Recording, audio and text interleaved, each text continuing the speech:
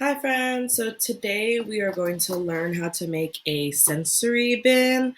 So a sensory bin is typically a plastic tub or a large container that you fill with different materials. So you could fill them up with a bunch of toys, some things that you find around the house, and you select these toys and tools and different things so that you can stimulate the senses while while they are exploring and playing with the sensory bin.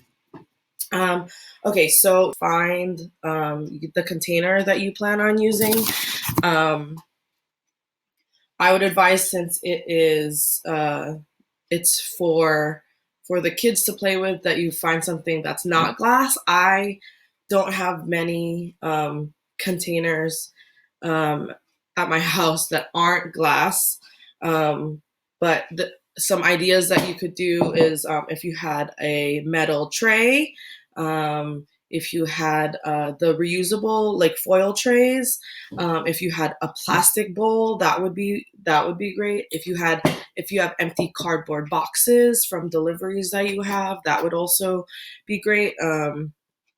I also have some plastic food storage containers that are awesome. So just anything that you could hold a bunch of items in, um, that would that you can use for the sensory bin.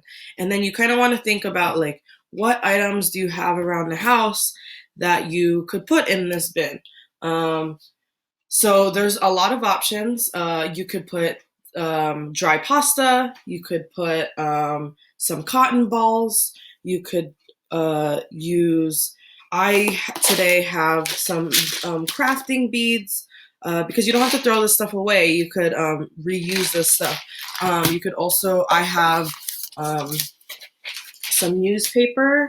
Um, just anything that you have around the house that you can probably utilize to put in this bowl.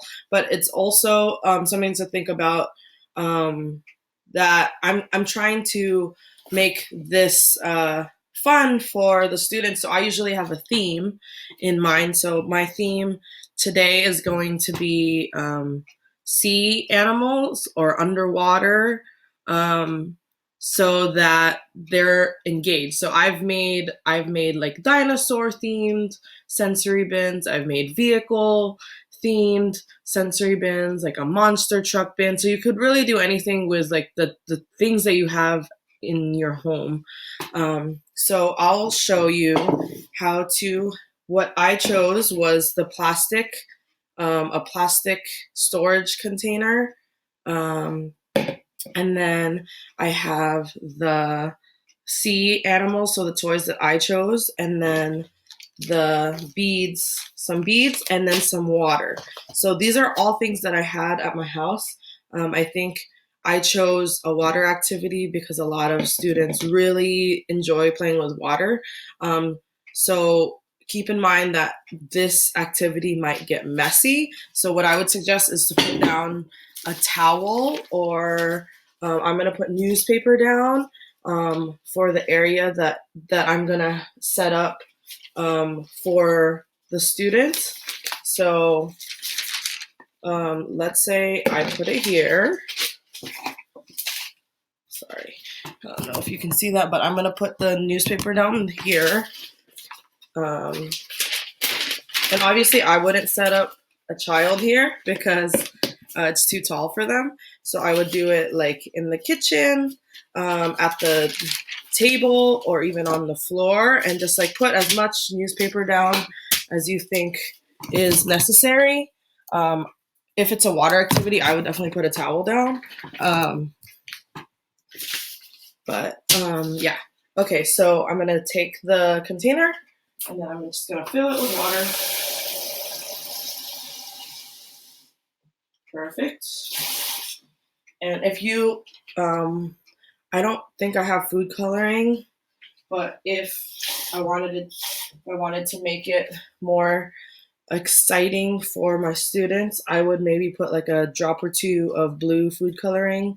Um, but then I'm going to take a spoonful of beads. And again, you can reuse these. So I'm just going to take a couple drops of the beads, as much as you think is necessary. And then I'm going to take the sea animals and the toys and just drop them in there. And then I want them to have tools that they can use in during this play. So I just have a spoon and another plastic container, and they could during this activity they could wring out the beads and put them in this container. They can try to fish for the seahorse or the squid. They could get the water and dump it. There's just a lot of different things that they could do to play with this activity. And it's such a quick activity. It doesn't have to be this theme. It could be a number of things. I think a lot of our students, if you have it at home, really, really like sand play. I've even put Play-Doh in a container and put like different Legos in it or plastic animals. You could really do a sensory activity with anything. And this is all stuff that is around my house. If for another quick idea, I have all this newspaper. I again would prefer a plastic bowl. If it's kids playing with it, but I could even just, if I didn't have those items, I could literally just rip up this newspaper and crumple it up and put it in this bowl. So could just crumple up newspaper. I could and then put some dolls in it, or some find their favorite cars or toys. But again, I would put tools so that they can like fish these things out. I have like a ladle, and like just to like ladle it out, and they can like pretend. If you had another plastic bowl, you could even just pretend that you are serving soup or things like that. I think that there's endless possibilities for the things that you could use around your house. You definitely don't have to go out and buy things. Yeah, and that is how you make a sensory bin. So these are just a few examples of things that you have right around your house. So I think if you need ideas, you can ask me. But yeah, it's super simple.